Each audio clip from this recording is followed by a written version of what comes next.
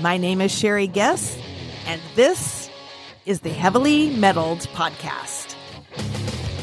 On this podcast, I interview patients, medical professionals, and industry insiders, having important discussions regarding the all too commonly experienced but lesser identified symptoms of hypersensitivity to metals contained in implanted medical and dental hardware, diet, and environments.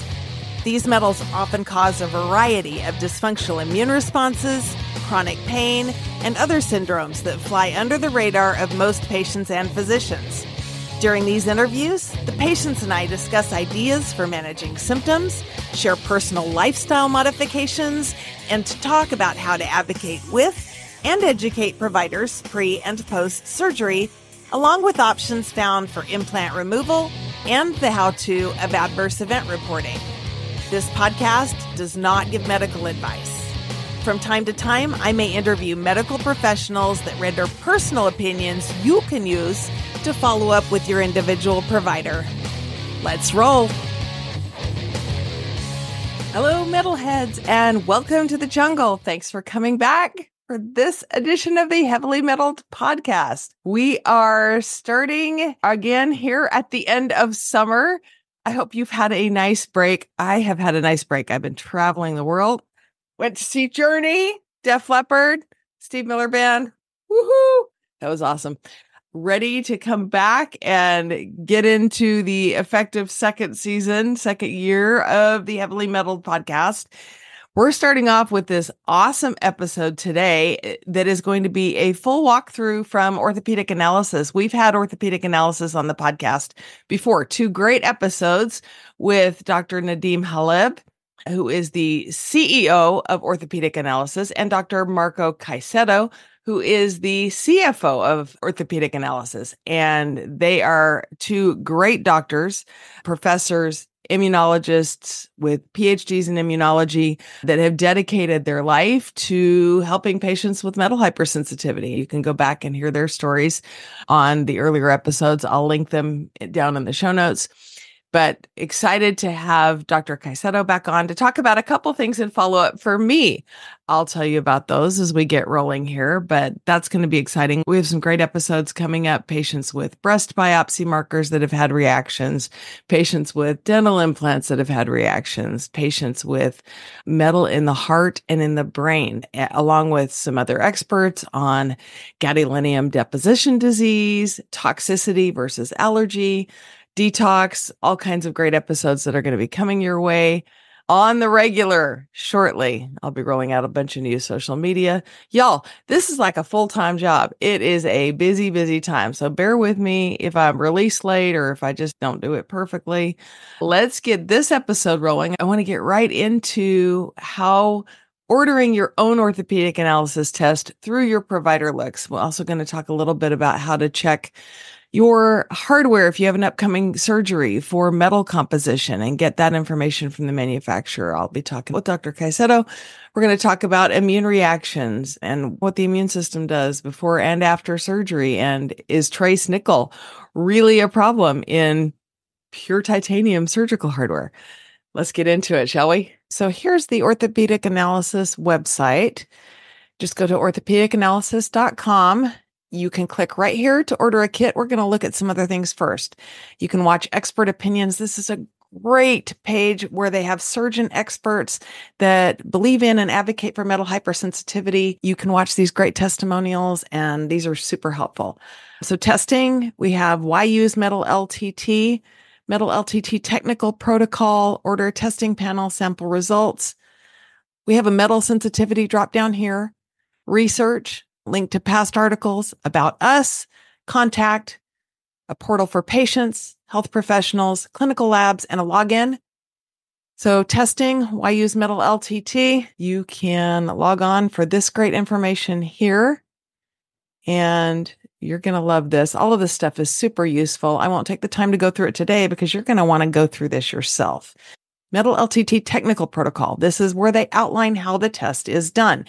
Again, you can go see the interviews that I did with Dr. Nadim Haleb and Dr. Marco Caicedo, and they will talk to you and the podcast guests on how the test is performed. But here it is in writing. great for review, great for something you might have forgotten, but you can check that out. Order a testing panel. We'll come back to that because that's all about this episode. Here's what the sample results look like. So it explains it fully here. Sample results, metal-induced immune response equals increased lymphocyte proliferation. What is a stimulation index? It talks about what this is. It's a number of measurement on how much proliferation happens when immune cells are exposed to each metal. It's a measure of how many more times metal-treated immune cells or lymphocytes have proliferated when compared to the same immune cells that were not treated with anything or non-challenged. Results are sent in a secure email that will show the amount of your immune activity to each of the metals tested. The results are private. Anything above 2 is generally considered reactive. If it's a little above 2, the amount of reactivity may not mean as much as a large response. Thus, the amount of reactivity has been broken down into 3 ranges: not reactive, equivocal, reactive, and highly reactive. So here's how the categories are assigned: not reactive or equivocal, anything below a stimulation index of 4. Reactive is a stimulation index between 4 and 8. Highly reactive is anything above 8. We talk about in the podcast episodes why the ranges were changed. There was some new information that came out when COVID happened, and they were basically able to elicit the same immune response as the COVID vaccine would elicit. And they figured that that was really, really great data. I'll let them go into it more on the podcast. They're going to do it much better than I did, but it explains why they changed the ranges here. So you can go up here and you can download a sample result image. So let's look at that for a minute. Here's what the sample report looks like. And you can see this top one is the known stimulant or the control for the test. This basically will always be highly reactive, and it shows that the test is working properly. And then you can see the different concentrations of the 3 different metals here. And you can see here's a reactive. Anything over 4 in this category here is going to be reactive. Anything highly reactive is going to show up over here. The control will always be there, but in this case, the high concentration of nickel, this looks a lot like my test result. Anything that's not clinically significant or mild will be down here. Here's the mild range. Anything over 2, then anything that's not clinically significant will be way down here, like vanadium. So this is what this looks like. You can download a sample result image if you want to look at it. And again, all the information you need is right here on the website. So that's great. The metal sensitivity tab, we're going to look at that. Here's basically where they just describe what metal hypersensitivity is and what the metal lymphocyte transformation test is. And then common symptoms of a metal allergy is detailed right here on this side of the page. So great page there. Research. You are going to want to come spend a ton of time here. So current findings that have been in the press, these guys have been doing it forever. So you can see all kinds of positive metal LTT with implants, implant loosening, knee replacements. I mean, just come peruse this. I can't say enough about it. We would be here all day, and I wouldn't be able to tell you how to get your orthopedic analysis test if we spent all our time here. So check out the research section. About us, great section with testimonials. I think I even have one on here somewhere. I don't know where it is, but I think it's here. But testimonials here, if you want to read about that. Physician testimonials. So this is going to be great. These are big board certified surgeons that really believe in testing ahead of surgery for metal hypersensitivity. And your surgeons might love to hear these. You would love to hear these, but they're right here under the physician testimonials site under About Us. Contact, you need to reach out to the good folks at Orthopedic Analysis right here. Patients, patient FAQ, all kinds. What's a metal LTT test? Which is the right test? What's included? How can I get metal LTT done? Do I need a prescription? Can I get a metal LTT blood collection kit sent to me? All these questions are right here, and you can get them answered on the website. Here's a list also under patients, the patients tab for orthopedic surgeons. You can select your state. Let's just select my state of Texas. And here are some surgeons who are friendly to those with metal hypersensitivity that orthopedic analysis is aware of. There are going to be plenty of surgeons that they're not aware of because they just can't know everybody. For example, my surgeon, Dr. Gregory Smith, who does spine and neurosurgery, is very friendly to metal hypersensitivity. He is not listed on this list. Dr. Smith, we're going to get that taken care of for you. I'll reach out to my good friends up there. And then what are the metals in my implant? So this will walk you through what that looks like for cobalt-based alloys, titanium-based alloys, oxynium alloys, stainless steel, which you can see has nickel. A lot of surgeons don't know that. They've forgotten their chemistry. Nitinol, this is for stents, cardiac stents. 55% nickel. Look at that, y'all. There's a lot. So again, this is great. And we'll go into, at the end of this episode, how I reach out through my surgeon to reps to find out what's in my implant specifically. They have that information. So there's that. And then the health professional section. So we have an FAQ for health professionals. Also very similar layout to the one they had for patients. So that's going to be great. Send your health professional over to orthopedicanalysis.com, y'all. Supporting literature. So physicians like to see studies. Here you go. Big list. Huge list of studies for your health professional. Coding, how you can code for a metal hypersensitivity and to potentially get the test covered by your insurance. That is not coming soon enough, but one can hope, and we will keep praying. So look, they have it for orthopedic panel 1, panel 2, the dental panel, the IUD testing panel, the immunocompetence testing, metal ion testing. There's all the coding that they need. Forms for your physician. So there's a form for the spring, summer, fall kit, a winter kit form, CLIA certificate for the lab, Joint Commission certificate. So any forms that your physician provider might need should be available here. Clinical labs. This is an area for providers to offer specific accounts that will help facilitate testing for your provider. So they're going to have more than just you. And I hope this grows by leaps and bounds. They can set up an account here. Basically, it seems like a provider portal, which will make it easier there. And again, here's a login. This will be where you will get your results, or your clinic can log in to see your results. And you should be able to share from this page as well. So all great information here. I'm going to go back up to where we really want to be, which is order a testing panel. So here is where it details what all the tests are. Orthopedic panel 1, aluminum, cobalt, chromium, iron, molybdenum, nickel, vanadium, zirconium. This one does not test for titanium hypersensitivity. So I typically do not get panel 1. I typically refer people and their providers to panel 2, which, as you can see, we get down here. It has all the same things as panel 1, but it also covers titanium alloy particles, cobalt alloy particles, bone cement particles, and liquid. And this is the test that I most frequently get and also recommend. Also, you've got a dental panel here. If you're concerned about dental alloys, you can order this here. There are a few differences. For example, they test for copper and gold and mercury here. Also tin. And that is important when you're looking at dental metals. IUD, if you think you're suffering from toxicity effects or allergy effects to metal in an IUD, these are the most common IUD metals: chromium, copper, iron, molybdenum, and nickel. So you can order that test here. But let's just pretend we're going to order the kit and service for orthopedic panel 2. If you have a kit already, then just obviously order the service. This might be more for a provider that already has kits in the office. Typically, I order a kit and service, and we're going to walk through the several different kit types for orthopedic analysis. We have a winter kit and a summer kit. So actually, it looks like it doesn't pull up, but kit and service, you just add it to cart, or you can highlight service only. So that's how that works.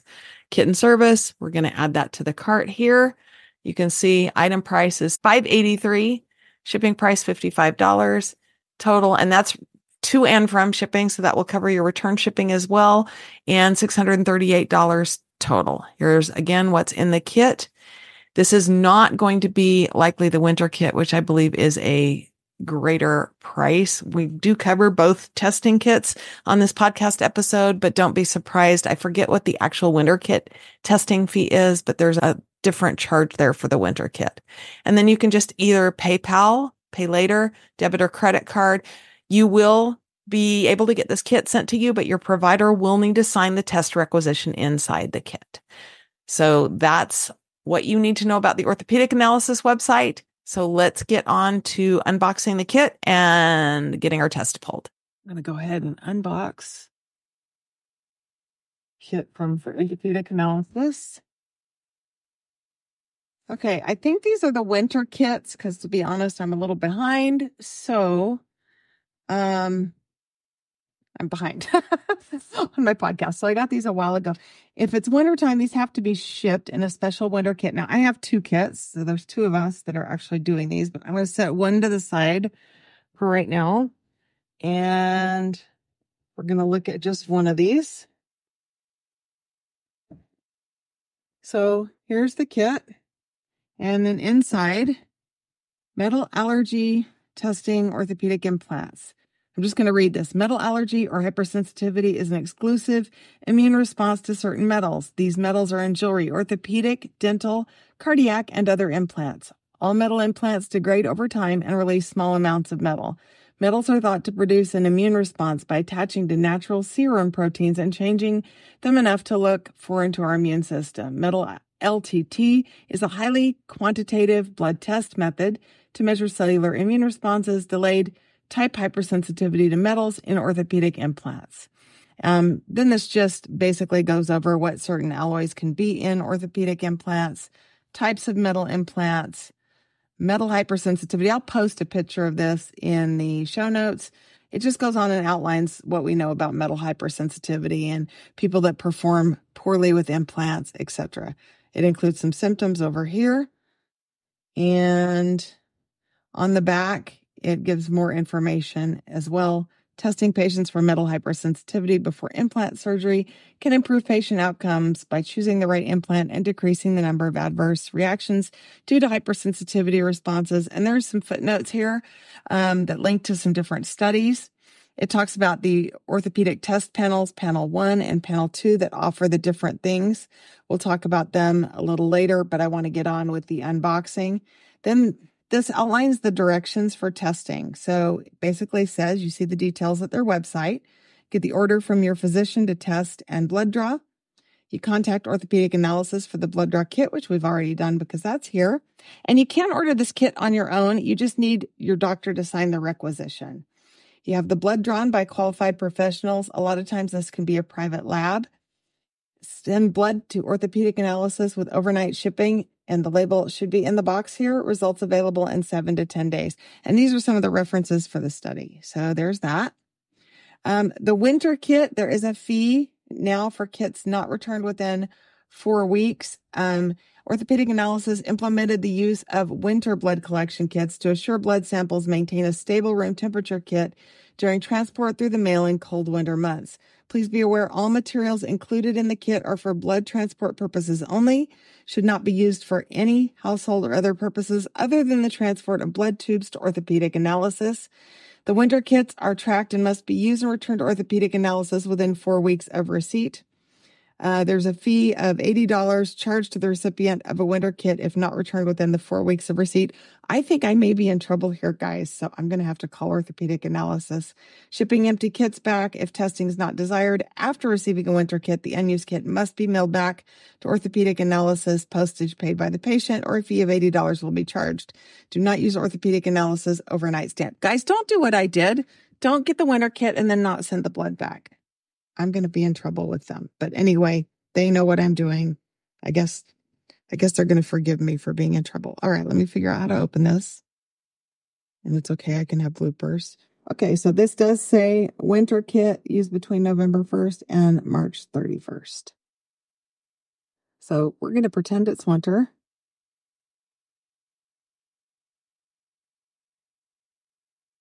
So this is our winter kit. Sample collection instructions. So what's inside is it says winter kit here. There is a little thermos. We have looks like we have a needle, a vial for the specimen, Band-Aid, alcohol, prep, a set of gauze sponges, and a vacutainer butterfly needle. So basically everything you even need to draw. I guess technically, if you know a nurse that's licensed and as a phlebotomist, they could literally probably draw this themselves just with what's here. In the winter kit is a thermos. Ooh, this one's got a dent in it. But anyway, there is a thermos inside here. I'm going to read the instructions.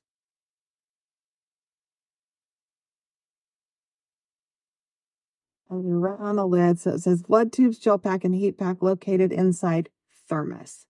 So I'm assuming the summer kit's going to be a lot less complicated. So it's probably good to have the winter kit because that way you'll know what to do when you have a winter kit. So when to send specimen. Orthopedic Analysis operates Monday through Friday and can accept specimens only on these days. Please do not arrange a blood draw on a Friday or the day before a holiday. Samples must be sent on the same day as the blood draw. What to send back. All 4 blood tubes provided must be completely filled. They must be inside the thermos. Do not centrifuge. Place tubes labeled with patient name and date of birth, gel pack, and activated heat pack inside the thermos provided. Visual instructions are in this envelope. Place the thermos back in styrofoam lining and close the box. And then how to send back. Send back the specimen via FedEx, priority overnight, by attaching this prepaid label to the outside of the kit box. Prepaid label is included in the paperwork. Drop off your kit at the nearest FedEx drop-off location. And then the required paperwork. You include the completed signed paperwork and payment with the credit card number or check made payable to Orthopedic Analysis with the specimen. If paying by credit card, you may either include credit card information on the requisition form or pay via orthopedicanalysis.com online, or you can call them by phone if you'd like to pay by phone and not put your credit card number online. Contact them if you have any questions about shipping and or payment. So it says blood tubes, gel pack, and heat pack are located inside the thermos. We'll get to that in a minute. Right now, I want to open the envelope with the paperwork.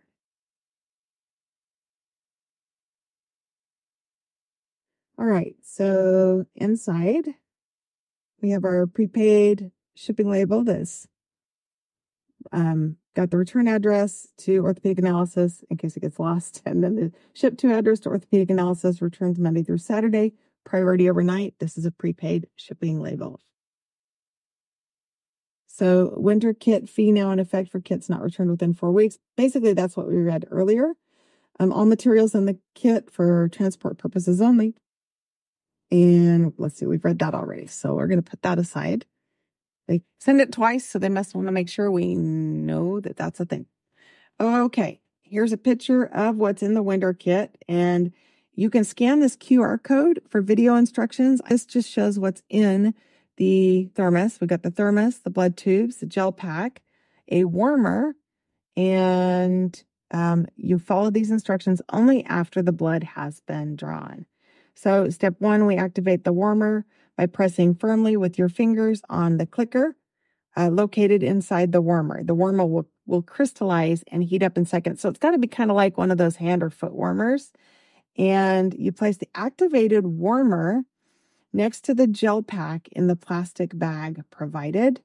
You seal the bag and place it inside the thermos. Do not cool or freeze the gel pack. So I'll show you how this is done.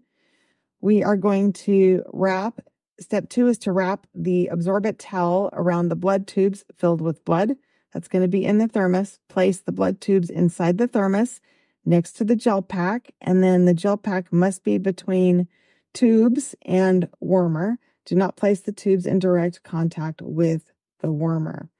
And then step 3, you close the thermos, place it on top of the styrofoam insert in the kit box, close the kit box, and ship back to Orthopedic Analysis using the FedEx prepaid label provided.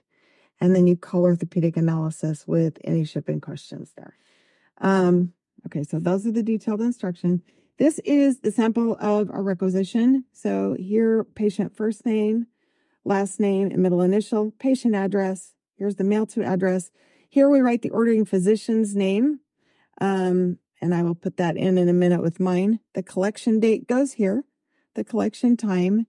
The physician practice email is required so they can email the results to your physician. The patient date of birth goes here, the patient phone number, and the diagnosis or ICD and the diagnosis or ICD-10 code, and the ordering physician's NPI number. And then you choose here which test you are requiring. The panel 1, $453, the metal sensitivity kit. Panel 2, metals plus particles, which is metals and polymers, which is $638. The dental panel has metals, particles, and polymers, and is $638. And then please choose a desired metal ion test if you are testing for metal ions within the blood. This would be serum cobalt and chromium, serum titanium, or serum nickel. I'm going to be testing for serum nickel. And you can pay by personal check, money order, credit card. You just check this out. It's pretty self-explanatory. If you're going to pay by credit card, you put your name on the card, the expiration date, credit card number, billing and zip code, and your healthcare facility account number if they have one with orthopedic analysis. Here is a release of authorization. So you say, you fill out your name, hereby authorize orthopedic analysis to release testing information concerning metal lymphocyte proliferation testing to the above named physician. And that's the physician you've named at the top. And then you're going to sign right here. You fill out some demographic information, your sex, male, female. Do you have an implant? And if you do, hip, knee, spine, dental, or other. There's a space if you have other to specify. How long have you had your implant? Number of years. Rate your implant related pain on a scale of 1 to 10. No being no pain, 10 being extreme pain. Do you have any allergies? Penicillin, drugs, food, seasonal, or jewelry? And there's a place to write other here. Are you taking any immunosuppressant medication? If yes, click yes. If no, you circle no. And then medications that may affect test results. This is really important. It would be, oh boy, I'm going to have to, there's a list of medications here that can affect, I don't know that I'm going to pronounce this right, but mycophenolate, azithromycin, cyclosporine, tacrolimus, prednisone, metacaptopurine. Boy, goodness. Those may be brand names. I don't know if they're brand or generic, and I probably screwed that up big time. But lymphocyte transformation tests cannot be performed if patient is currently taking mycophenolate or Myfortic or Celcept. Important disclaimer, personal results only. If uncertain to what extent metal hypersensitivity mediates the pathogenesis of implant failure or other adverse reactions to metal, polymer, and ceramic implant materials, just reach out and contact Orthopedic Analysis. Hopefully they can answer some questions for you. So that is this piece of paper here. Here we have our Advanced Beneficiary Notice of Non-Coverage, or ABN. This is a Medicare form. If you have Medicare, you're required to fill out and sign this form and include a payment via check or credit card, which is processed at the time of the test. They will submit a claim to Medicare to reimburse directly if approved. So Medicare does not pay for everything. Even some care that you or your healthcare provider have good reason to think you need, we expect Medicare may not pay for the metal LTT below.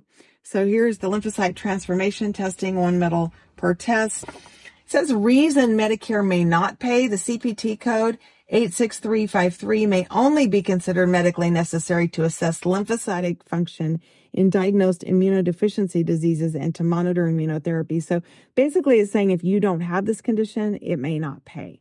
The estimated cost is $398 plus shipping for panel 1 or $583 plus shipping for panel 2. That's the expected reimbursement.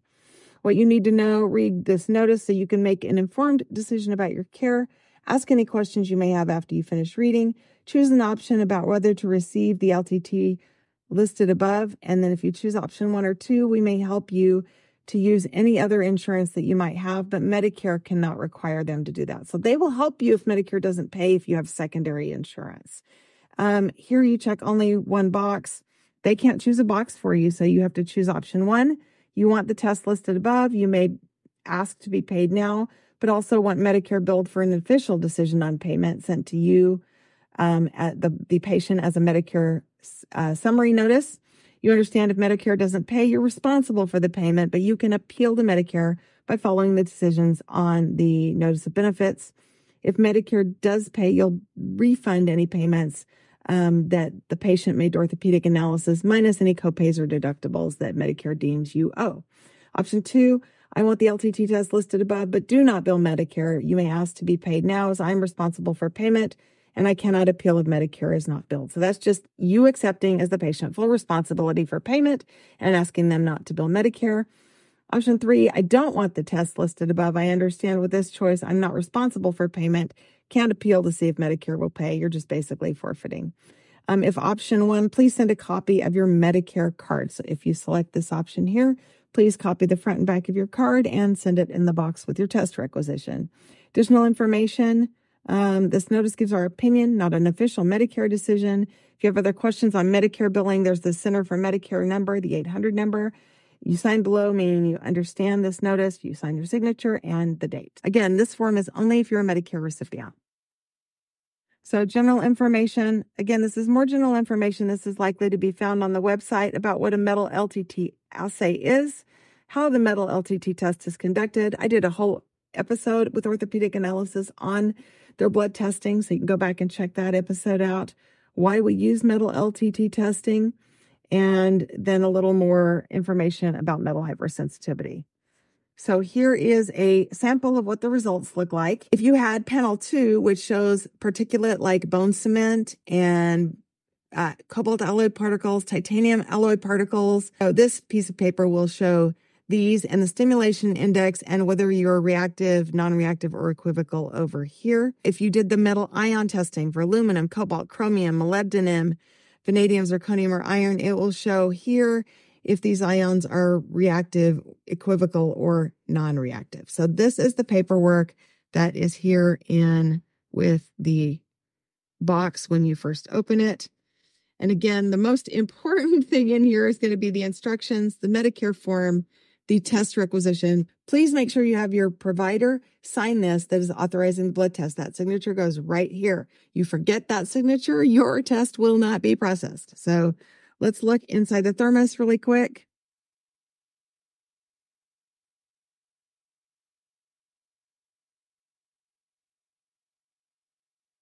Heavy duty thermos. Okay, hang on. Oh, it twists off. Okay, don't be like me. It's got to twist off. So it twists off. And then inside, we have our hot cold pack right there. We have our little, I don't know what this is called, something to absorb fluid. I don't know the technical name for it. We have a little zip tie baggie. I'm guessing we're going to put the blood tubes in there. And then we have our test tubes. 1, 2, 3, 4. And we are going to be writing the patient's name and information on these tubes according to the instructions. I'll show those in a bit. And then again, we have this gel pack. So I've dealt with these before. To get this to activate, this is the thing you press. You just kind of mush it around like a bendy thing in your hands and it will make this go hot. And then you package according to the directions. But that is what is in the unboxing of the kit. Okay, this is the not winter kit from Orthopedic Analysis. So it comes in this handy dandy priority mail envelope. You go ahead and open it up. So when you pull it out, looks like this. You get the metal allergy testing to orthopedic implants sheet. So this is what the kit looks like right here. And open it this way. And it will give sample collection instructions to the phlebotomist. What comes in the kit? We have a bag for our blood draw. And then we have the vials.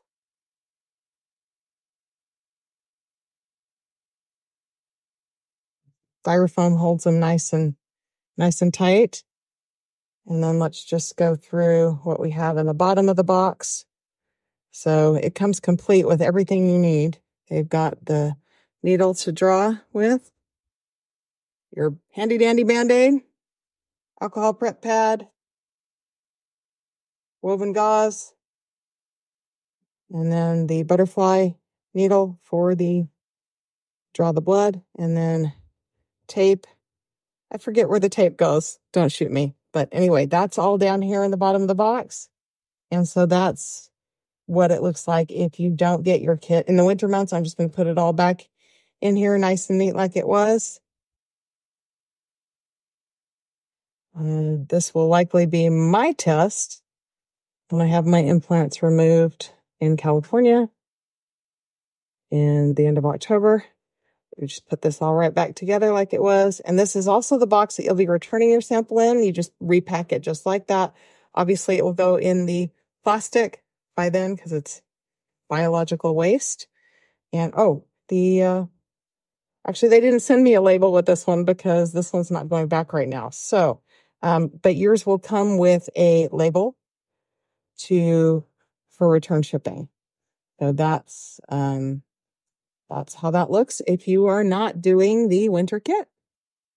Also, if you want to check your expiration date, it's right here on the box. Just turn it over and you'll see your expiration date. And this one's good until January 31st of 2026. So what do you say we take this and go get our blood drawn? All right, I've got my handy orthopedic analysis blood testing kit. I'm going to go in. We're going to get the blood drawn. Then you're going to follow me to drop it off at FedEx. And I'm going to show you exactly how it's done. We're going to unpack it in real time. You're going to watch me get stuck. Well, I won't show you the gory part. And then we'll go from there. But let's go get some blood drawn.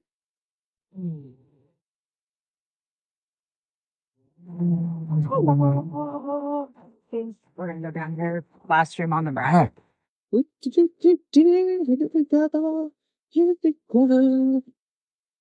Last room on the right. Alrighty. There's the chair. And here is the kit. Awesome. All right. My handy dandy phlebotomist is going to unpack that. And I'm not showing you her face. I'm just showing you the box.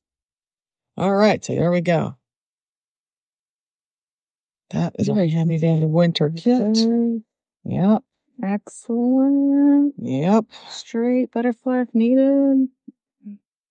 This is their winter kit. Okay. That actually, we're not going to use the winter kit. So I'll show you how we're going to pack it up differently. Because it is not winter. Right. So it doesn't need to be heated or cooled or centrifuged. It's just going to be at room temperature. Yeah, 'cause I saw red too. Yes. All right. Perfect. Yep. Try to get that without getting your face. Ta-da. Yeah. Ta-da. All It's right. going to be simple, easy. Very simple. This is the fun part because I'm a really hard stick. And we used that one. I still bruised from that one. Remember that? All right, here we go. I'm looking over here. I like that one better today. I didn't even feel that one. Good. Is it working? It's going to. What? The middle came back? Maybe. Maybe not. I had a flash. There it is. What the heck? That's the first time that one's produced any blood in a long time. That's awesome. Good. 10 years? They came back? It How can. does that work? Well, it's not that they come back. They can just, the scar tissue can go, I wonder if that has anything to do with the fact that I had all this metal taken out and now my body's actually healing. Random thoughts. Ooh. I had a nerve twitching in my hand. Do you? The fingers going a That's little so funny. numb. No, it's right here. It's on the edge. It's like when their skin jumps. Yeah.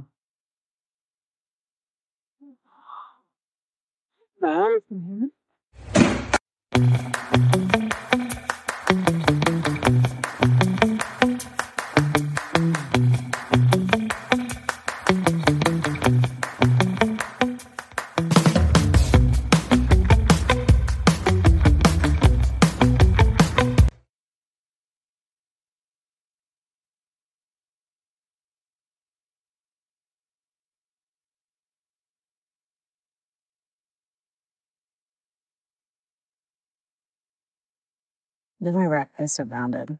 Right there. The one cushion.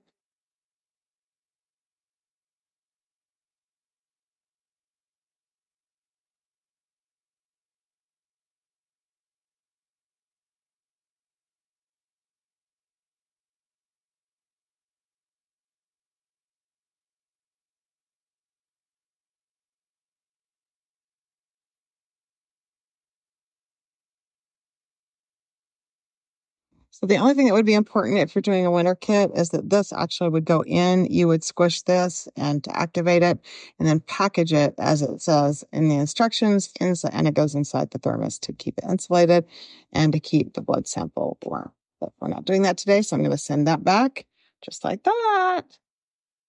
One handy dandy label, front and center. There we go. Oops. That actually might should go on the FedEx package. We'll see what the FedEx place if I totally screwed this up. Let's go. All right, we are on our way to FedEx.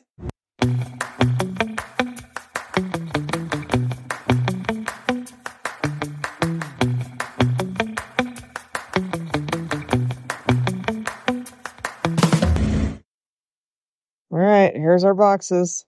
Here we go.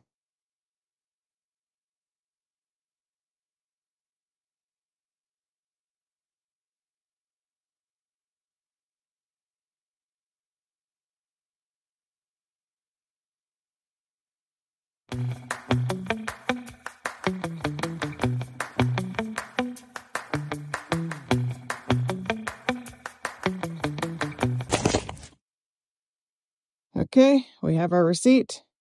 True story is I fell in that water puddle on the way in, and I'm soaked head to toe right now. So, yeah, I'm going to try not to do the same thing on the way back to my car. Okay, here's what it looks like when you get notified by Orthopedic Analysis that your test results are in. You get an email. This is a redacted screenshot of my inbox, but shows you that you have an email here from Orthopedic Analysis. It says test has been uploaded to your Orthopedic Analysis online portal. So when you open up this email, here is what you will see. When you click on the email, this is what you see. You see orthopedicanalysis.com takes you to the website to your individual dashboard, and you'll see your name there, email address, what test you ordered here, orthopedic panel 2. There's the date of my test, and then you have a click here to download your report. So you just click right here on this download button, and it takes you to your downloads folder on your computer, which will give you a file that you click on to open. It looks something like this. Your downloads folder, and then you will see the download of your file in this downloads folder. Mine's not there right now. I took a screenshot because my computer's a little complicated. So when you open up your downloaded report, this is what you see. We've kind of touched on this initially when we went to the Orthopedic Analysis website, but here you can see it real big and in real life. My sample was collected in April of this year, and it received a day later. And the report date generated by Orthopedic Analysis was in May. So about a week later, they have to give it time for the cells to proliferate. This will have the time, the name, your physician. And here you can see how my test results played out. So bone cement, really, actually, that was interesting to me, 3.5. And I don't have any bone cement that I know of. I just noticed that right this second. So that's almost reactive. Under the old testing parameters, it would have been reactive. So if I ever am going to have bone cement, I will be retesting for that. But here's the positive control that shows that the test is working. It will always show highly reactive.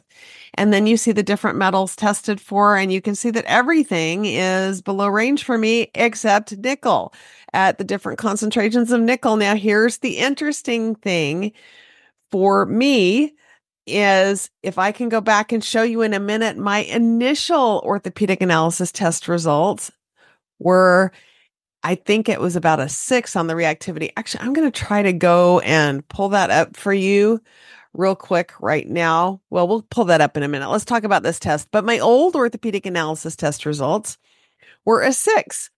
And the interesting thing is that since that time, I have had 7 surgeries to remove metal and gone on a really strict low nickel diet.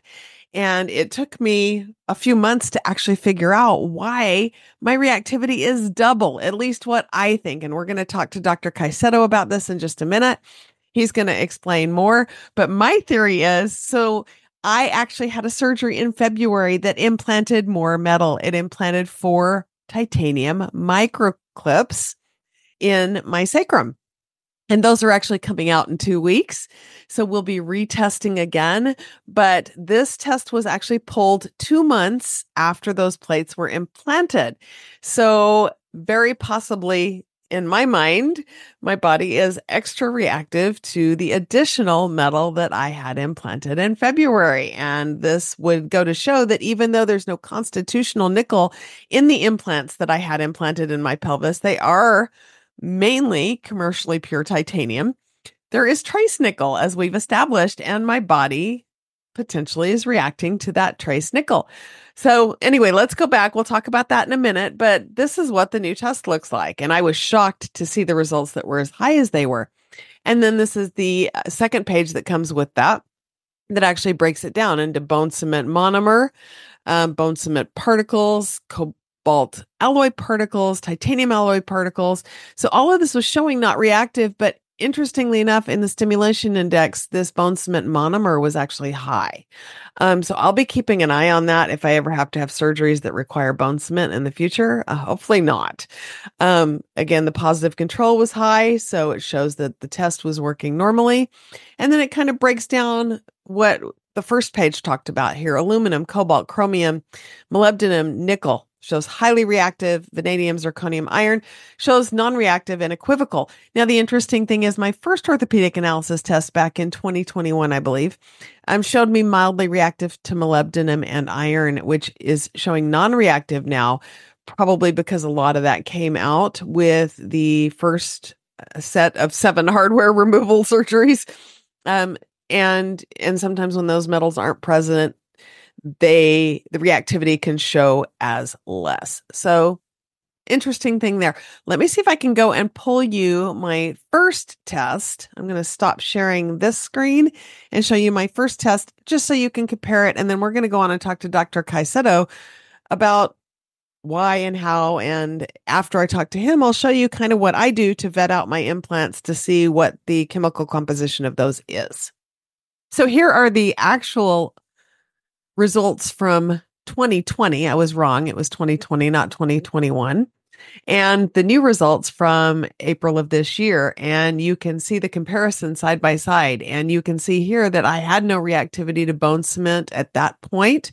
Actually makes me wonder if they put bone cement in my sacrum when they did this surgery. I'm definitely going to have to ask, because you can see that I'm much more reactive to bone cement at this point. And I didn't have any bone cement added that I knew of. So that's an interesting one. I'll be checking on that and have to follow up at a later date. But you can see that everything here was low. My molybdenum at the time, these were the older reactivity ranges. So anything over 2 was showing as mildly reactive. And they've gotten rid of the mild reactive and put it into a non-reactive category at this point. But I was showing mildly reactive to molybdenum, mildly reactive to iron, and then my nickel was a 6.7. And you can come over here and see now that showing no reactivity or very little within normal limit reactivity to molybdenum and iron. Possibly my theory is because I've had so much hardware removed that my immune system may not be pushed in those areas with those metals. But you can definitely see the nickel has gone from a 6.7 to a 12.1 as far as the reactivity goes. So this will be interesting when I have the metal titanium plates taken out in a couple of weeks. I'm going to wait 4 to 6 months, retest, and I would love to see this nickel number come down. I'd love to see the correlation. Of course, I think Dr. Caicedo will tell us that it's just a snapshot of the immune system, so it doesn't always work like that. Maybe I'm just extra sensitive to everything, but we'll hear what he has to say about that. But I thought it would be interesting to you to see the 2 orthopedic analysis results from years apart and many surgeries later side by side. So there you go. Let's talk to Dr. Caicedo and hear what he has to say about this and some follow-up questions from our listeners. And now, a word from our sponsor. Attention metalheads. Are you struggling with skin rashes, joint and systemic pain, or fatigue that just won't go away? Type 4 metal allergy is often overlooked as a culprit in many of today's chronic illnesses. Get to the root of the problem with ELISA testing. ELISA is a scientifically proven and clinically validated test that measures immune reactivity to metal allergens like nickel, cobalt, and titanium. With fast and reliable results, you can get the answers you need to find relief and live a healthier life. Don't let metal allergies control your life any longer. Visit Meliza.org to learn more and schedule your test. Trust us, you'll be glad you did. Meliza, a valuable diagnostic tool in medicine. How are you? I'm doing good. How are you? Welcome back. Thank you. You welcome back. What'd you do this summer? Anything fun? Work? Yeah, actually, I've been busy at home, busy at work. This year, all of our family members decided to come and visit us this summer. Oh, So we said, okay, we had person after family visiting with us. And obviously, we're doing all of the Chicago things for them. So I've been doing a lot of Chicago stuff for the last 2 months, but it's been fun. what is Chicago stuff? I haven't been to Chicago, so what do I need to do? I need to come to your house apparently when I come. Yeah, you have to. Chicago is an amazing place, especially in the summer. I don't know why a lot of people have this misconception about Lake Michigan, where they know is a big lake. The common denominator that I've seen with people that come to visit is that once they get to it, they don't realize how big it is. It's like an ocean. You don't see the borders of Lake Michigan. And I think a lot of people don't realize that. They think they're going to stand there and they know it's a big lake, but they still think they're going to be able to see some sort of border somewhere. It's always fun to see their faces once we take them there and they just cannot see any borders. And Yeah, I don't think of Chicago being a lake city. I don't think of that at all. Yeah, and you get there and there's beach volleyball and people are doing jet skis and it's like being at the beach in the summer. Oh, So well, I think a lot of nice. people find that interesting. And then you have the backdrop of downtown Chicago, which in my opinion, I'm a little biased, I think is one of the most beautiful skylines in the world. I think it's just amazing to have that contrast of such a huge body of water with amazing architecture right next to it. So that's the number one thing that we do when people come to visit. And then depending on who it is, because we have 15-year-olds and 55-year-olds, so their interests are going to be a little different, but tons of museums, amazing food, a lot of cool neighborhoods to visit, plenty to do. You need a vacation from your vacation. My sister says, I love when they come and I love when they go. Yep, that's absolutely right. It gets busy. It's fun. It's an excuse to get out there again and see the city, but it can get pretty tiring. Well, and you've got to keep working, I guess, if you do a staycation. I've traveled the world this summer, too. It's going to be really hard to get back in the swing of things. This is the first official anything I've done for months. So that's good. Well, good for you. Hopefully you reset, refreshed, and ready to go for another round. I needed that break. Let me tell you. I don't want to keep you too long, but I have things that I want to talk about before we do this awesome walkthrough for orthopedic analysis. How did it go? Did it go smoothly? For me? Oh, yeah. Super smooth. Good.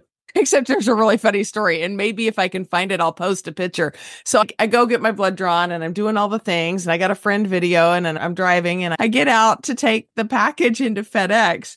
And it had been raining really, really hard here. So I get out and I walk and I look down at my phone. I'm just doing a thing, right? Just doing what we all do. I step off a curb and I face plant into a puddle that I'm not kidding. That puddle is probably, I don't know, 6-7 inches deep. It was full body immersion baptism. I'm not kidding. But you tried to do it. Yeah. Oh, no. I had like soaking wet hair, soaking wet clothes. And the person that was in the car wasn't videoing because I was like holding the camera. They didn't even know I was there. I literally had to lay in the water for like 2 minutes before I could even get up. I'm like assessing myself, trying to figure out if anything was broken. I hope you didn't get hurt or anything. No, I was fine, but I took a bath on the way into FedEx. Oh, my goodness. All right. Sorry, it was funny. Yeah. I saw your questions. These are very tough questions to answer in the sense of an immunological perspective, because we can spend hours and hours. So I've been trying to figure out how to put these very succinctly in a way that your listeners would actually get something out of it. Well, let's tell the listeners what the questions are. Yeah, Let me clue them in on kind of what happened. A long time ago was 2020, I think, when I was initially diagnosed through orthopedic analysis with metal hypersensitivity. I ran the traditional panel 2 and I ran the traditional metal ion test. And I came back showing that I was reactive to nickel, molybdenum, and iron, Molybdenum and iron were not in the clinically significant range. They were lower Right. down. And my nickel was a 6.2 or something. And it was the higher concentration that was showing reactive. And we went down the road. And since then, I had a mountain of hardware removed, 7 surgeries to remove hardware. Found out about the low nickel diet, went on the low nickel diet, and reached a new baseline. Literally went from taking, and I'm going to refresh you, my blood histamine level, my plasma histamine went from 3.53, anything over 1 is reactive, to 0.0 something, 0.014 within 4 weeks of surgery, having that hardware removed. And I lost 60% of chronic pain in the OR. And then things just kept getting better and better. I was taking initially 3 Allegra a day, sometimes a couple of Dayquil a day, 2 to 3 doses of hydroxyzine a day. So massive antihistamines. And then as time rolls on and I get more and more metal removed and the diet changes and I get rid of my stainless steel water bottle and water filters and cookware, and I'm doing really good. And I get all the way down to half of 1 Allegra once a day sometimes. And that was great. Then all of a sudden I get a new diagnosis. I find out that I have Tarlov cyst disease, which means I've formed 2 cysts on the nerve roots of my sacrum. And just coincidentally, a doctor I'd gone to for one of my many orthopedic issues that removed my tailbone is one of the only specialists in the world who addresses Tarlov cyst disease. And so he goes in February of this year and repairs 2 Tarlov cysts on the nerve roots of my sacrum. Now that surgery, they have to close the sacral bone for a time after the surgery. There's several doctors that do this surgery. One uses a permanent titanium clip, and I didn't want to go there, and tried to educate him on people getting sickened by these clips. And he only kind of wanted to hear that. Not really. Anyway, this other doctor was great. Talked to Dr. Schroeder for a long time, really embraced it when I said, hey, I've got metal hypersensitivity. He said, well, we've got to close it. We looked for, I think you helped me, looked for surgical microplates that were carbon fiber coated or something that was 3D printed or something that I wouldn't react to. At the end of the day, we couldn't, in that short timetable, find anything. For people who don't know, if you're carbon fiber coating, it seems that the manufacturer has to be approved by the FDA to do their own carbon fiber coating, correct? Right. So we could not find anybody in the short period of time to do these little microplates for my sacrum. And it was funny because during my surgery, I stayed awake. I made them not give me the sleepy stuff so I could stay awake when I went into the OR to see the microplates. And these microplates are the smallest things you've ever seen. They are the size of the white line on my pinky fingernail. They are Oh my teeny. goodness. Okay. They are teeny. And they had to use 4 of them to close my sacrum. And I reached out to the manufacturer, and I'm going to put up here while we're talking in the podcast. I don't think I can do it live, but I reached out to the manufacturer. It was Lorentz Microplating. And I reached out to Lorentz to get the chemical composition. Their plates were commercially pure titanium, ASTM F67, and the screws were the titanium alloy ASTFM 136. Now, you don't know this, but I'm going to show my podcast listeners what those specifications are. You can go online and pull those up, but suffice it to say, there's no constitutional nickel in these 2 things. There may be trace nickel, but there's no constitutional nickel. And we made sure, and my surgeon, Dr. Rudolf Schroet in California, said, we will take these out in 6 months after the sacrum is healed. So these are not permanent, and we'll just take our chances. The benefit is going to outweigh the risk of the surgery, and hopefully you won't have a reaction because you're doing so well. So we went forward with the surgery plan in February. Well, I have my new orthopedic analysis test drawn in April, and in April, I was doing great. I'd had great results from the surgery. It had fixed a lot of reasons why I couldn't sit and walk. And so it was really a blessing. And I was having no physical reactions that I could tell. Food was great. Pain was great. Still on half an antihistamine. And I was like, great. I finally reached a point in my life where I've had enough metal removed that the bucket's not full. And then I have this orthopedic analysis test pulled. I'm going to put it up here. Now, I'm no longer showing reactive to molybdenum and iron. That's great. Different snapshot of my immune system. But look at the nickel. Y'all, it's 12. Now, hang on. Don't spoil the surprise. So I'm like, 12? I used to be a 6. Now I'm off the charts for nickel. What the heck happened. And I didn't know until a month ago when I'm talking to one of my metalhead friends. She's like, well, when did you draw your second test? Was it before or after your new surgery? And I said, well, surely it was before. I wouldn't have done it after I had new metal implanted. I'm not that dumb. Well, apparently I was that dumb.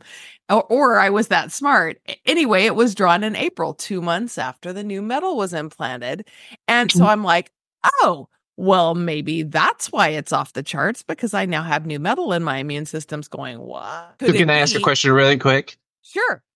How about your symptoms? How are you doing after the surgery? Do you have anything?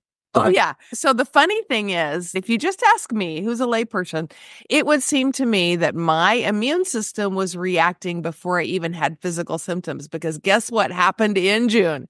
All of a sudden, I have not changed my diet. I have not changed my environment. I have not changed anything. I'm just bopping along. And all of a sudden, I start breaking out in hives for no reason. I start having more pain for no reason. And all of a sudden, I am on fire with allergens and itching and pain and massive fatigue.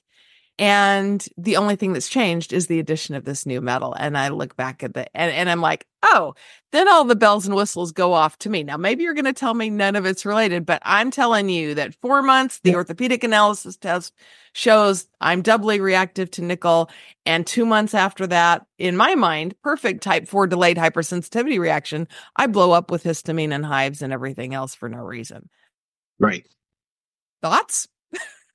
Yeah, I mean, like I said, we can go a million different directions when it comes to these. So here's the deal. So the LTT, the test that you have done twice with orthopedic analysis, is a test that looks to see how your memory T cells, in this specific case for nickel, how they are responding to the metal when we test them in the lab, right? So your first test, which was, I think, 2020-ish, right? Yeah. Yeah. So it showed that reactivity were reactive to nickel at the highest concentration, which is not uncommon to see, especially for somebody that has implants or metal sensitivity in general. And I'm going to put that up while you're talking. So you just keep talking, but I'm going to put that test Yeah, up. absolutely. You can see it. Yeah, that's absolutely fine. Now, the fact that you are more reactive, we're talking about 4 years later, it can be due to many different things. My main guess is that within those 4 years since your first test, you still had implants in you, you had surgeries to remove those implants, and there could have been more sensitization during that period of time, especially when you're creating tissue damage, when you're creating a danger sort of environment where you're removing all of that metal, probably generating more debris, like I said, more tissue damage, and then exacerbating that nickel response, which you basically were not able to see until years later. Because remember, once you develop an immune response, you're going to create effector cells and you're going to create memory cells. So it is highly possible that during those 4 years that you had all of these hardware removed and created all these danger and debris around you, you actually exacerbated your hypersensitivity, creating more memory responses, right? Now, obviously, as you get rid of that challenge agent, you get rid of the metal in your body. It doesn't matter if you have gazillions of memory cells against the antigen. If you don't see the antigen, then you're not going to have symptoms, correct? Right. Because you have removed that. So our test basically cannot tell you what is happening in vivo at the moment. It tells you if your cells have the ability to respond to something that you may or may not have in vivo in your body. We're talking about orthopedic implants. So if somebody has a knee and is extremely painful and inflamed, right? And they do the test and it comes back highly positive, then it is a pretty good indication. And obviously these would have to be done after ruling out infection, mechanical issues, etc. So you get that extra data point where it tells you, okay, we have a patient that has aseptic inflammation, you have a positive LTT, everything else comes back negative. So let's remove that implant, let's swap for something that is non-reactive and see how that goes. Now, if that same patient comes back to us a year or 2 years later, it is very likely that the LTT is still going to show positive because you still have all of those nickel or whatever metal memory cells that's still around that are responding in our test. But because you don't have that metal challenge agent in your body anymore, then the likelihood is that you're not responding to that inside of your body. You don't have the antigen. So you'll still see it positive. I do know one of your clients, I think we've talked about her before. She only had gallbladder clips. She was almost dying. She did an orthopedic analysis test, came back super high, had those clips removed, and redid the test a year later and showed no reactivity at all. So here we go into the more complex issue of immunology, right?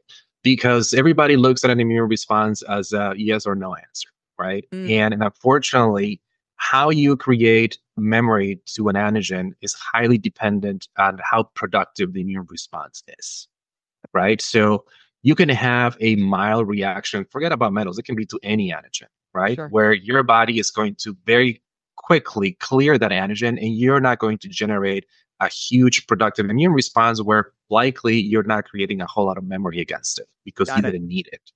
Now, if you have a full-blown infection with X virus, now you are going with innate response, you're going with an adaptive cellular response, and now you have effector cells, you have memory cells, and you have generated a very productive immune response, which is actually what the goal of vaccines is in general, is to create that. But even within the context of vaccines, that's why it takes them so damn long to figure out what's a good one, because some people would generate a good response and some people will not, and then they will not create enough memory to it. That's when things become a little vague and a little gray and complicated because that immune response has a range. So yes, you're right. We have seen people that were reactive at first, and then they do subsequent tests later on, and that reactivity tends to go down a bit. So for some people, it stays the same. And like for you, it actually went up, but you are very special. I'm tired of being special. I'll tell you what. And my plan is, for those who don't know, if you're willing to indulge me, is about a year after I have these plates removed, the end of September, I would like to do one more repeat test and see where I'm at. And see where you are. Dr. Schroeder said if the test correlates, he'd like to report it as a clinical study because we would be able to show, hypothetically, I don't know how to write these things up, he does, but hypothetically, we'd be able to show reactivity to trace nickel, even though there's no constitutional nickel. And again, now to make matters a bit more complicated, we cannot forget about cross-reactivity, right? So we are thinking of nickel as this one amazing super antigen that we react very specifically to, and it cannot be farther from the truth. Nickel is very cross-reactive. Basically, if you have memory cells that are quote unquote nickel specific, there's a very likely possibility that those cells may be responding to other things that mimic nickel. It can be drugs, it can be other metals, it can be other antigens. I wish with all my heart that we could show all of that in our tests that we can do in the lab, but we're so limited to the amount of cells that we have and the things that we can do. The science is there. The problem is that doing that would take 5 times as long and it will be 5 times as expensive and nobody would be able to do it or want to do it. Right? Yeah. So going back to your case, there's also a possibility that you have obviously a response to nickel. And in those subsequent years, if it was not higher sensitization due to the hardware that you still had or the removal of the hardware, it could have been a medication that activated those cells again and expanded them. Right? It could have been any other metal that you had in your body that cross-reacted and expanded them. And it would still show as nickel on the test. Exactly, because nickel tends to be this really beautiful hapten that kind of shows people's ability to create haptens in general. It is not uncommon to see people that have nickel sensitivities to have drug sensitivities because it's sort of the same mechanism where you have nickel binding to a self-protein and creates a foreign antigen that you respond to, which is exactly the same way that drugs can interact with your own proteins and become this foreign agent that your immune system responds to. It's so difficult. And like I said, the immune response is so redundant and so wide that unfortunately we only have the ability to take a snapshot of specific time point. And we can only see if we're looking at lymphocyte proliferation, which is mostly related to a delayed type 4 hypersensitivity. Now, we know that there's a delayed type 1 hypersensitivity that especially your viewers tend to be, I guess, in abundance when it comes to that. We see a lot of people here with delayed type 4 hypersensitivity because it's usually mostly a localized painful response to their knee or to their hip. Now, a type 1 hypersensitivity, not as common. It is documented that people can have a delayed type 1 hypersensitivity to nickel. Explain what that is. A delayed type 1 hypersensitivity? Mm-hmm. How does that contrast to a delayed type 4? Sure. So you have a type 1 hypersensitivity, which is antibody IgE mediated, right? That's when a different type of immune cell, your B cells, actually have produced IgE antibodies that activate other types of immune cells like mast cells and basophils that release histamine. And that's where you get that classical But area. It's delayed hives. and not immediate? Here we go again. Okay. Range, I always right? thought type 1 was an immediate reaction. I didn't know there was such thing as a type 1 delayed reaction. So technically it should be. It's the type of response that if you are peanut allergic and you consume peanuts, immediately hives, your throat closes, and you need immediate medical attention. Now, how many times have you had a response to food or anything where you just get some hives, urticaria, and it kind of just pops out, maybe a day later, and it stays for like 6 weeks or 4 weeks or whatever. It's like a longer, prolonged type of type 1. So type 1 hypersensitivities don't necessarily have to be immediate where you go into anaphylactic shock. They can have a prolonged type of response too, which I think is really what happens in terms of metals as well, because you don't have these huge amount of exposure. It kind of just develops with these small amount of the antigen. And if you constantly consume it, it has this prolonged response as well. But that's sort of like the type 1 of response that, unfortunately, doing an LTT, you're not going to be able to see. So a type 4 response would not involve histamine, correct? Not necessarily, no. So type 4 is characterized as a response that is mediated by cells. It is a response that your body has to get rid of intracellular antigens or pathogens, and it's cell-mediated, right? A type 1, their main weapon is an antibody, which is IgE.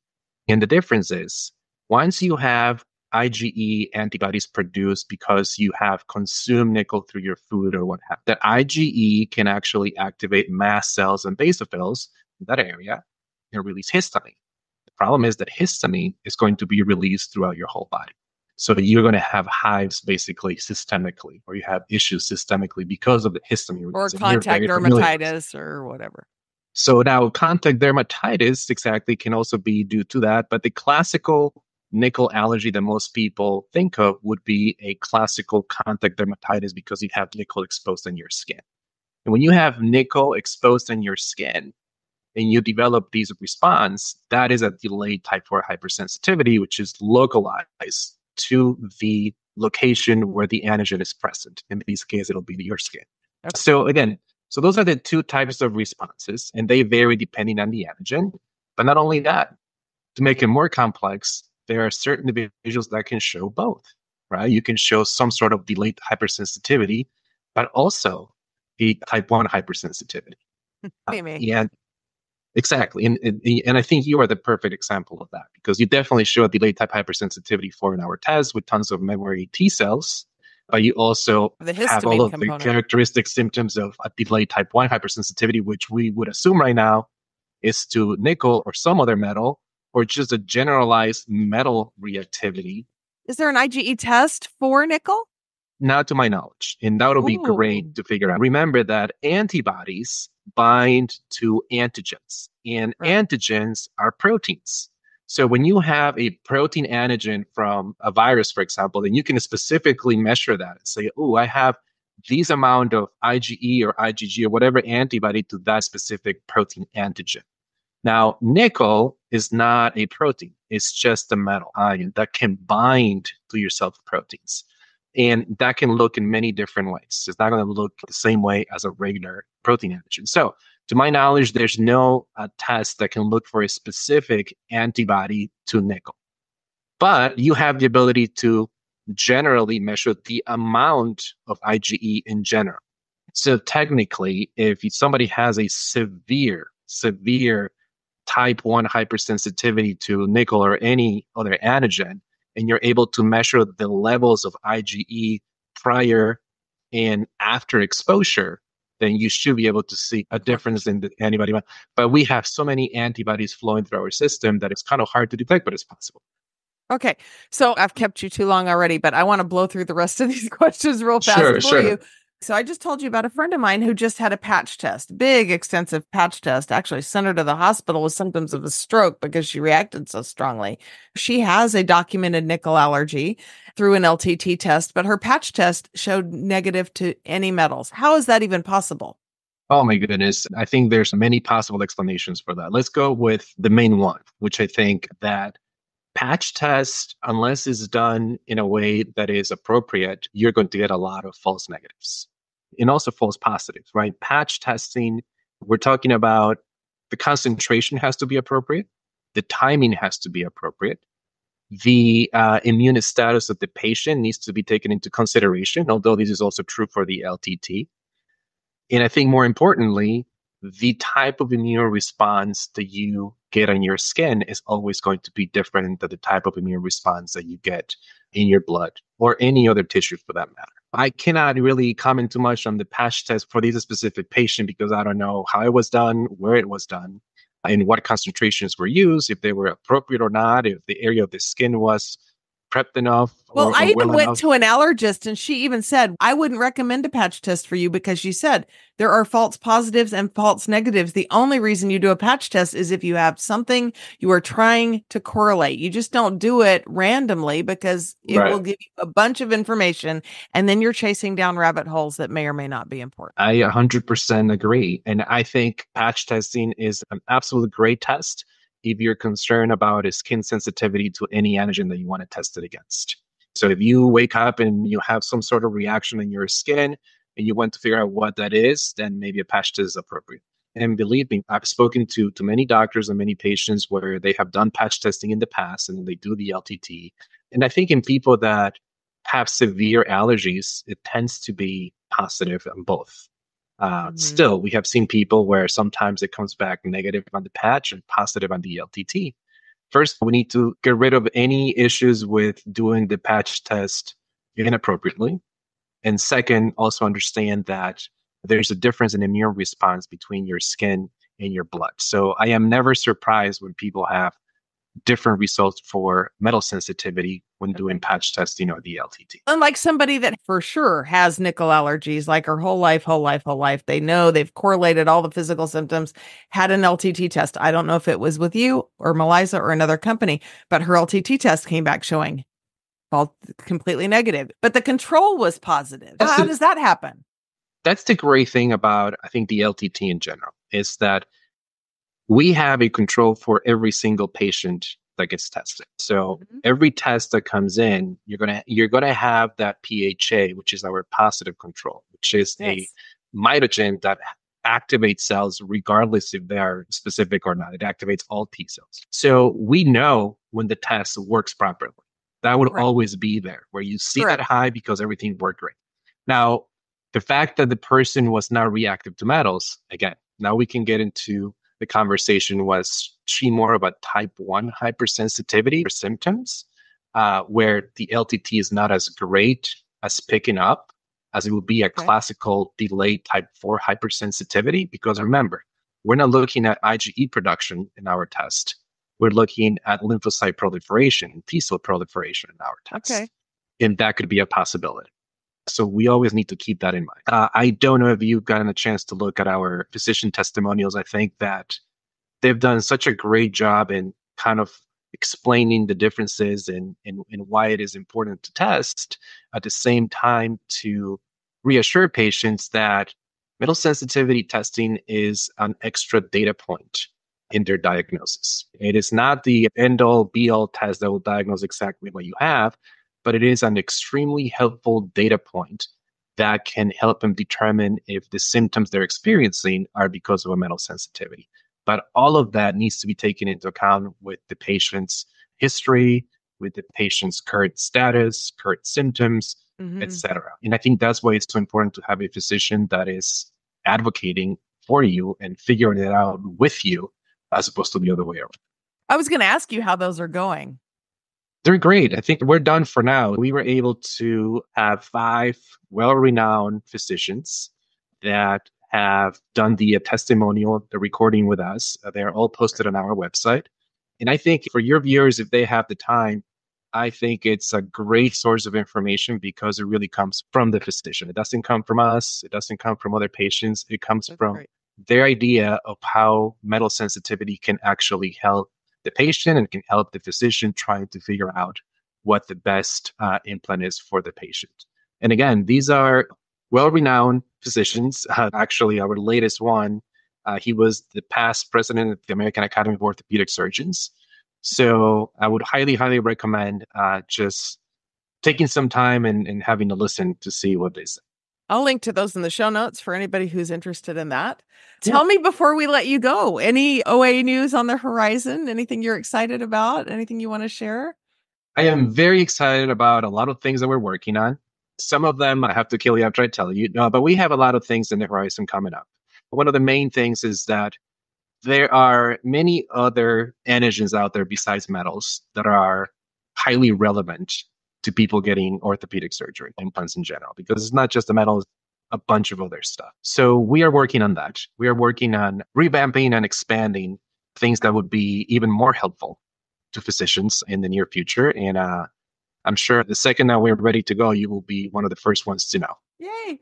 Well, thank you again for coming back and educating us a little more on all these wonderful things. And I guess we will keep you posted when I have that third orthopedic analysis test. And in the meantime, we'll give these guys a great walkthrough and tell them how to do it. And I appreciate you being here. It was great seeing you again. And good luck this year. Look out for any new recordings you have out there.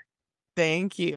Okay, guys, I just wanted to come back. I promised you that I would show you my process of going through when I'm about to have hardware implanted, contacting the doctor and the manufacturer to find out the chemical composition of the metal hardware that I'm about to have implanted. In the case of my surgery in February with Dr. Rudolph Schrodt at Sutter Health in Sacramento, California, I found out from the doctor that they were going to be using titanium microplates in my pelvis to close the sacral bone. And I asked him the manufacturer of the plates. It was Lorentz microplating, and it was what they wound up using 4 plates and screws. I'm going to show you what I received from the manufacturer. The surgeon reached out through the rep for Lorentz, and I got back this sheet, and I'm putting it up on the screen right now for you to look at. This is the data sheet from Lorentz microplating, and you can see at the top of it, you look down in the description and it says implant material, and it says the plates are commercially pure titanium, ASTM-F67. Now that is the chemical composition. These are certain standards hardware is made by, and even though it doesn't give you the components right here, it does say it's ASTM-F67. I'll show you what that looks like in just a second. So it says that the screws are titanium 6Al4V alloy. That is common in surgical hardware. The titanium, the 6 stands for aluminum, 4 stands for vanadium. That's an alloy to the specification of ASTM-F136. I will put that up on the screen along with ASTM-F67 so you can see what that looks like. You can just literally search for the specifications and the data sheets on what those are. Let me put those up right now. So as you can see, I'm putting up the data sheet for the TI6AL4V ELI ASTF F136. Boy, that's a mouthful. And you can see here, if we go down where it says characteristics, it says that it's suitable for use in the biomedical and medical fields. There's a wide range of industrial applications. The interstitial elements are oxygen, carbon, and iron. They're deliberately kept low in TI6AL4V-ELI. And so if you look down here in this one, here's the chemical composition limits for ASTM-F136. Titanium is the balance of the material. Aluminum is 5.5% to 6.5%. Vanadium, 3.5% to 4.5%. Fe is iron, maximum 0.25%. Oxygen, maximum of 0.13, and carbon maximum of 0.08. And it'll give you some other mechanical properties of ASTM F136, but this basically tells you that is what my screws are made of. As far as the ASTM F67, I'm going to put that up on the screen right now. So here we have at the top of page 2, you can see that the chemical requirements for ASTM F67 are max nitrogen. And there's different grades here, but you can see it's nitrogen, carbon, hydrogen, iron, oxygen, and then a balance of titanium. So again, no constitutional nickel. I'll throw up one of the other chemical compositions for one of my other implants on the screen. Okay, so Medtronic, my lumbar fusion hardware from early on. In the Medtronic hardware that I had, one of them had this wrought chromium cobalt chrome alloy in it, one of the pieces of hardware. So we have my set screw here was the titanium 6Al4V alloy, which we just talked about. These percutaneous rods in my spinal fusion were this wrought cobalt chrome alloy. And we're going to find out the chemical makeup down here in just a second. Several of these other pieces of hardware had the cobalt chrome alloy and the unalloyed titanium, or the commercially pure titanium.